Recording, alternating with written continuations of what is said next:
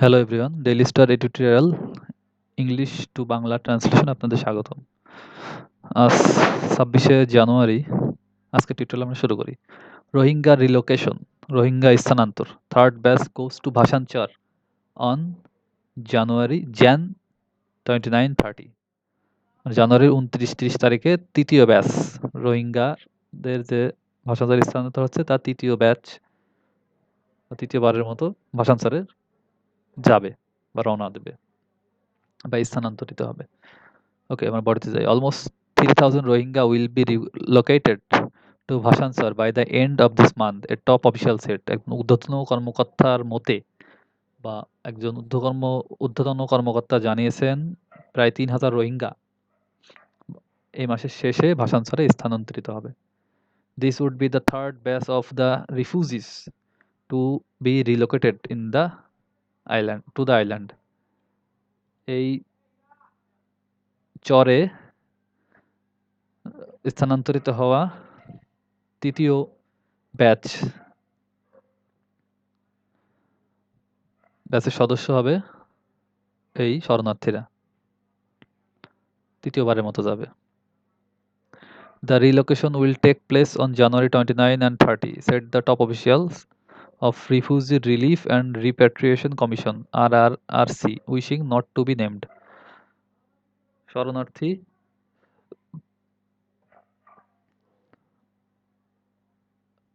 এই top official যিনি, আচ্ছা, শরণার্থী, তারপরে এই যে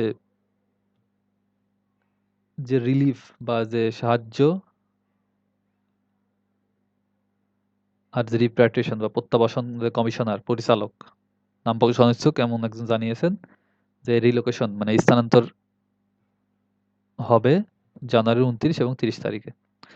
The RRC is undertaking the relocation process and aimed concern, এটুকু আমরা দেখি। The RRC, এই RRC undertaking the relocation process, এই স্থানান্তর প্রক্রিয়া এটা নিয়ন্ত্রণ করছে, পরিচালনা করছে এই RRRC।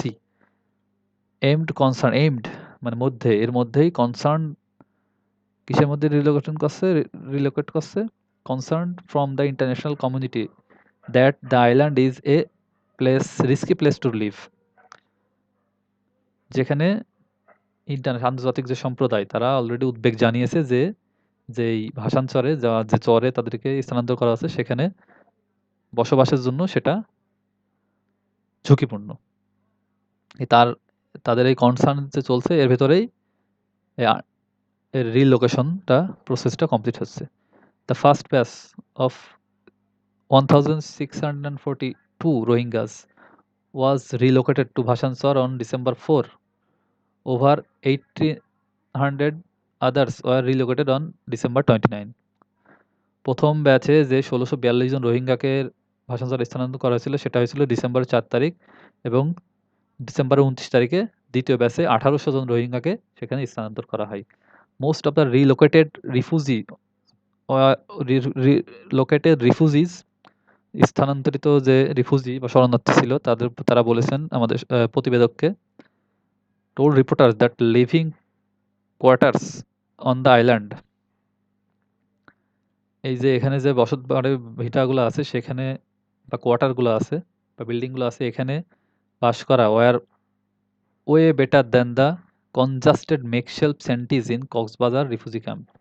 এটা তারা যে কক্সবাজার রিফিউজি ক্যাম্পে ছিল, কনজাস্টেড মানে ঘনবসতিপূর্ণ, কনজাস্টেড, মেকশিফট মানে অস্থায়ী, যে সেন্টি মানে কুঁড়েঘর, তারা যে ঘনবসতিপূর্ণ অস্থায়ী কুঁড়েঘরে ছিল কক্সবাজার শরণার্থী শিবিরে তার থেকে অনেক ভালো আছে। They also said that they choose to move there, তারা এটাও জানিয়েছে যে তারা নিজেরাই এখানে আসার জন্য রাজি হয়েছে।